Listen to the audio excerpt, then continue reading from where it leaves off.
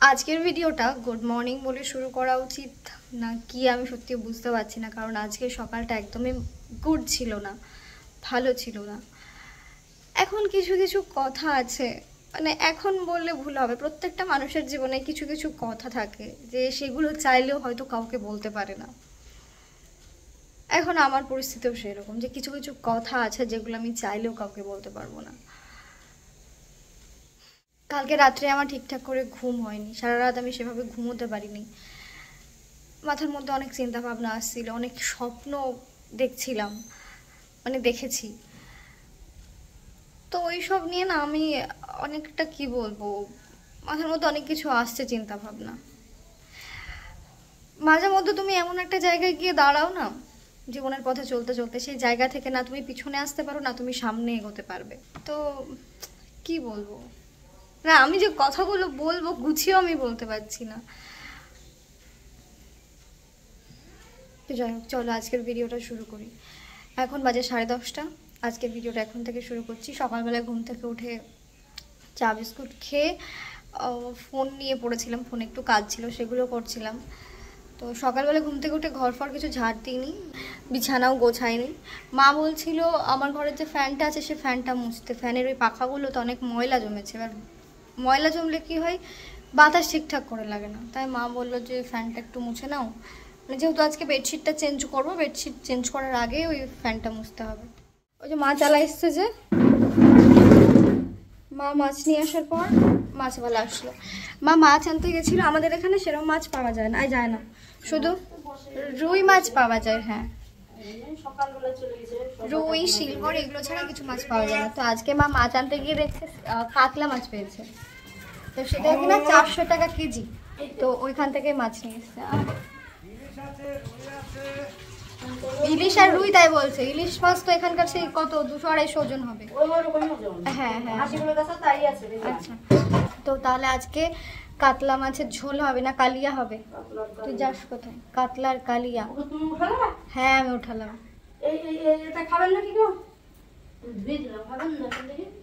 গন্ধ থাকলে খাবে মাছের? হ্যাঁ হ্যাঁ, খাবে না মানে যেখানে মাছের গন্ধ হবে সেখানেই যাবে। লিওকে কিছু খাবার খেতে দিলে আগে নাকে শোকে, যদি গন্ধটা ভালো লাগে তবেই খায়, নইলে খায় না। আর লিওর কালকে তো সেলাইটা কেটে আসা হয়েছে, এবার রবিবারে আবার ডাক্তার সময় দিয়েছে, মানে রবিবারে আবার ড্রেসিং করতে হবে। এবার রবিবারে তো হসপিটাল বন্ধ থাকে, তো দেখি সেদিন হয়তো আমাকে আর মাকেই করতে হবে। ওকে ড্রেসিং করানো খুব মুশকিল, মানে মুখ টুক চেপে ধরে মতো করতে হয়, নাহলে না বাঘের মতো সিংহের মতো গর্জন করে, সিংহের মতো। লিও কচমচ করে কামড়ে কামড়ে খাচ্ছে। কি রে, কি আওয়াজ হচ্ছে রে লিও? ওই মাছের যে কানকোগুলো হয় ওগুলো দিয়েছে ধুয়ে। কই দেখি মাছ।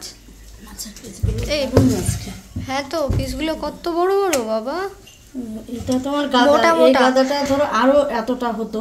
আচ্ছা, ওই বড় কাতলা। হ্যাঁ, বড় কাতলার জন্য ওই পিসগুলো এত মোটা মোটা।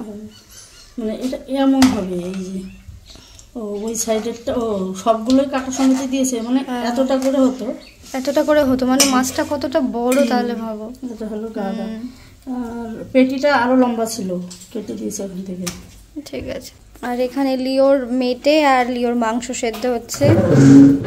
এটা হচ্ছে লিওরই বাটি, এই ছোট জায়গাতে রান্না করতে করতে না বাটির চারিদিকটা পুড়ে গেছে। ওই 3 পিস রান্না করলে হয়ে যাবে। ফ্রিজে রেখে আসবো। এটাতে লিওর মাংস, আমাদের মাছ আর লিওর মাংস। আচ্ছা নিয়ে আসছি মশলার বাটি।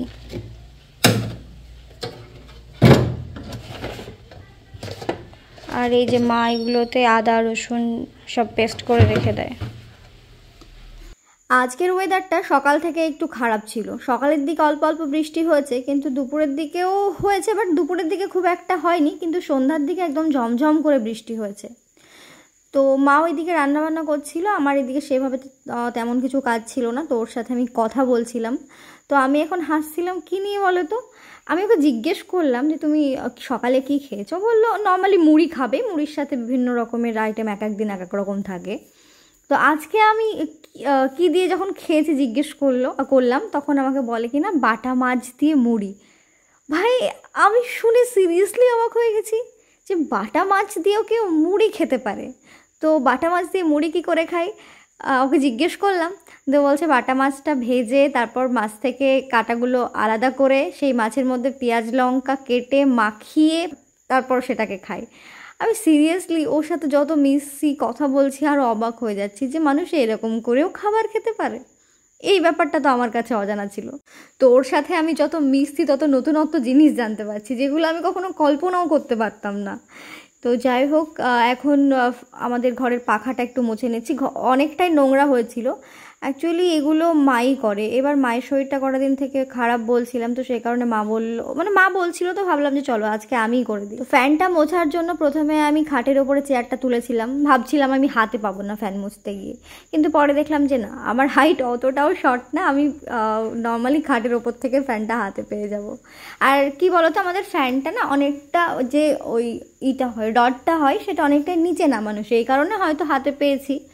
তো এই হাতে আমি আবার ঘরের যে জিনিসগুলো আছে ওই গাছগুলো ওগুলো একটু পরিষ্কার করে নিচ্ছি। আমাদের বাড়িতে প্রত্যেক বছর বছরে 2 বার করে ঘর ঝাড়া হয়।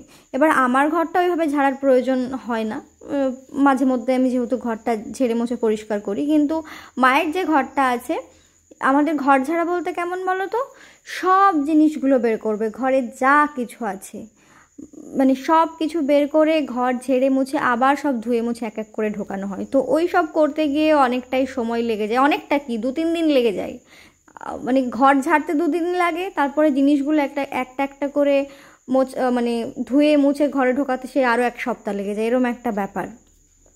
তো সেটা বছরে 2 বার করতে হয়, পয়লা বৈশাখে করে একবার আর দুর্গাপুজোর সময় করে একবার। ওটাই তো দেখছি, ছাতা তো নিয়ে আসলাম না, বাড়ি থেকে বেরোনোর সময় হালকা হালকা বৃষ্টি হচ্ছিল, কিন্তু এখন যেভাবে আকাশে মেঘ করেছে পুরো কালো কালো হয়ে গেছে চারিদিকে, ওই দিকটার থেকে এই দিকে আরো বেশি কালো মেঘ করেছে, পুরো অন্ধকার হয়ে গেছে। হ্যাঁ আমি ডোমকলে যাবো তো, ডোমকলে পুরানো ভিডিও মোড়ের ওখানে নামিয়ে দেবেন। মোবাইলে কি ম্যাপ দেখছো তাই বুঝছ না? না না, মোবাইলে ম্যাপ দেখছি না, ভিডিও বানাচ্ছি। আচ্ছা এটা ইউটিউবে দেব। আচ্ছা ঠিক আছে। হ্যাঁ আমাদের ছবি শিখা তো তুমি মেরে বানিয়ে। আচ্ছা আপনাদের ছবি শুনতে দেব, টাকা নিয়ে দিকে তাহলে হয়ে যাবে। হ্যাঁ এবারে লোকে কি বলবে? লোকে কেউ কিছু বলবে না। হয়েছে? হ্যাঁ হয়েছে, আপনিও দেখতে পাবেন পরে। দিদি আমাদের খুব রেগে আছে, দেখতে পাচ্ছেন সবাই, তাকাতে দেয়, সেলিব্রিটি মানুষ, এটা পাশে বসে আছে। হ্যাঁ কি লুকটা দেখছেন, সেই লুক। চাটা অতিরিক্ত ভালোবাসে কারণ ঠান্ডা হয়ে গেছে, গরম করে দেবো।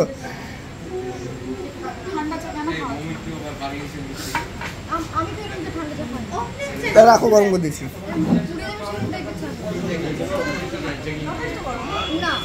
না ওটা ঠান্ডা আছে, কারণ আছে ওটা, আর ওটা চিনি আছে বেশি, ওটা পরে চিনি দিল, ওটা ঢেলে গাড়।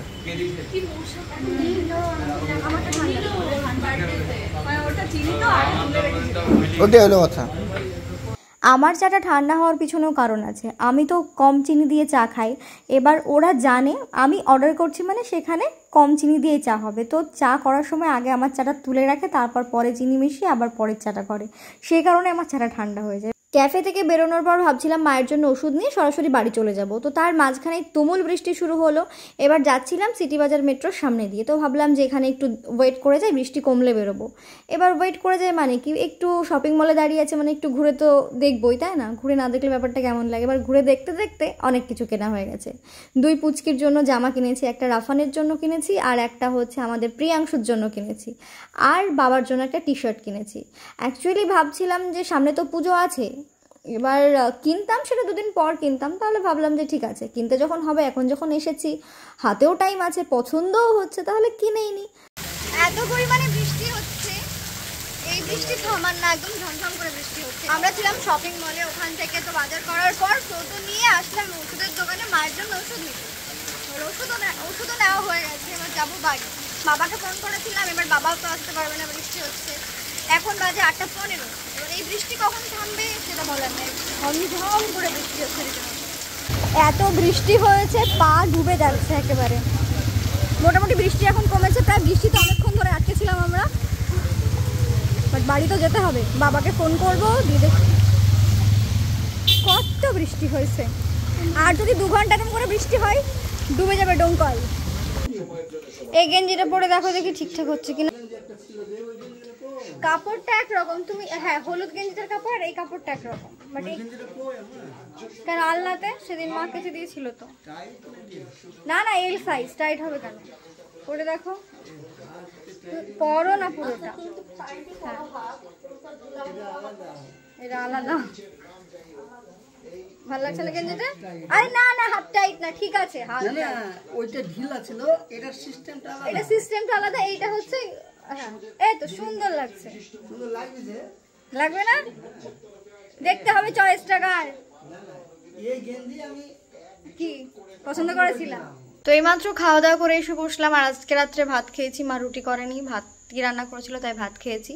আর হ্যাঁ তোমরা দেখলাম কিন্তু কমেন্ট করেছো যে লিওকে ওই ঝুড়িতে বসিয়ে আনছিলাম না, তোমার ওই খোলা ঢাকনা, তারপরে টোটোতে করে আসছিলাম, তো তোমরা যে ভয়টা পাচ্ছিলে ওই ভয়টা আমিও পাই। মানে যদি ঢাকনা খোলা অবস্থায় লিও লাফ মেরে দেয় মানে ঝুড়ি থেকে বাইরে, সেক্ষেত্রে বিপদ আসতেই পারে, সেটা আমিও জানি, কিন্তু আমি সব জায়গায় খুলি না। আর ওইটা খুলেছিলাম কখন বলো তো, আমাদের বাড়ির একদম কাছাকাছি, আর পুরো রাস্তা যেহেতু ওকে খুলে নিয়ে আসছিলাম শুধুমাত্র ভিডিও করার জন্য, আমি একটু ঢাকনাটা খুলে জাস্ট ভিডিওটা করেছি, তারপর ঢাকনাটা আটকে দিয়েছি। মানে আমিও জানি, যেহেতু আমার বাড়িতেও পোষ্য আছে, আমি জানি একটা পোষ্যর ওপর কতটা মায়া হয়। যে তুমি যে কমেন্ট করেছিলে, বলছিলে তোমার বাড়িতে দুটো আছে বেড়াল ছানা বা কিছু একটা আছে লিখেছিলে, মানে যে কোনো একটা পোষ্য আছে, তো সে কারণে তোমার একটু বেশি মায়া হয়। দেখো মায়া আমাদেরও হয় অ্যাকচুয়ালি। সত্যি কথা বলতে কি বলতো, যখন লিওকে আমরা বাড়িতে নিয়ে এসেছিলাম না তার আগের পর্যন্ত, সত্যি কথা বলছি, রাস্তায় কুকুর বেড়াল দেখলে না কিছু মনে হতো না। তো যেদিন থেকে লিওকে আমরা বাড়িতে নিয়ে এসেছি, নিজেদের মেয়ের মতো করে মানুষ করছি, সেদিন থেকে কি হয়, রাস্তাঘাটে কোনো কুকুর দেখলে তেমন কিছু হয় না, যদি কখনো বিড়াল দেখি তাহলে ভেতরে মায়াটা না একটু বেশি বেড়ে যায়, যে না আমাদের বাড়িতে তো এরকম একটা আছে, যদি এটা রাস্তায় না থেকে আমার বাড়িতে থাকতো তাহলে হয়তো এই প্রবলেমটা হতো না, বা এই সে অনেক কিছু মাথায় আসে। মানে বলতে চাইছি রাস্তাঘাটে বেড়াল দেখলে মায়াটা একটু বেশি হয়, তো ব্যাপারটা এটাই। আর ও তো কিভাবে থাকে আমাদের বাড়িতে, কীরকম যত্নে থাকে সেটা তোমাদের বলে বোঝাতে পারবো না, সব কিছু তো এভাবে বলা সম্ভব না।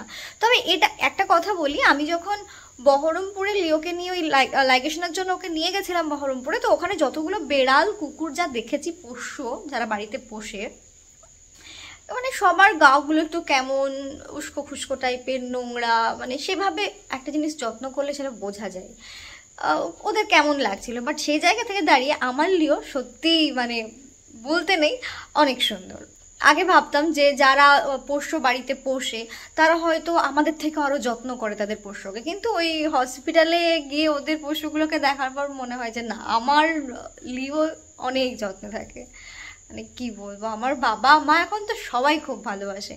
তোমাদেরকে তো বলেছি যখন লিওকে বাড়িতে নিয়ে আসার কথা হয়েছিল তখন তো আমার বাবা না না না বলেছিল, বাট এখন সবাই চোখে হারায়, বাড়িতে ঢুকে আগে লিওর খোঁজ, আর কারোর খোঁজ নেই। আমি বলি, মা বলো, বাবা বলো, সবার লিওর খোঁজ, যে লিও কোথায়। তো এই ব্যাপারগুলো খুব ভালো লাগে। তো যাই হোক, চলো আজকের ভিডিওটা এই পর্যন্ত শেষ করছি। সবাই ভালো থেকো, সুস্থ থেকো, সাবধানে থেকো। দেখা হচ্ছে তোমাদের সাথে নেক্সট কোনো আর একটা ব্লগে।